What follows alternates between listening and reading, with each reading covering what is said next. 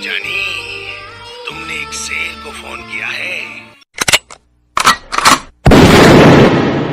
हम कुत्तों से बात नहीं करते, ठीक है? बोटियां नोचने वाला गीदड़ गला फाड़ने से शेर नहीं बन जाता।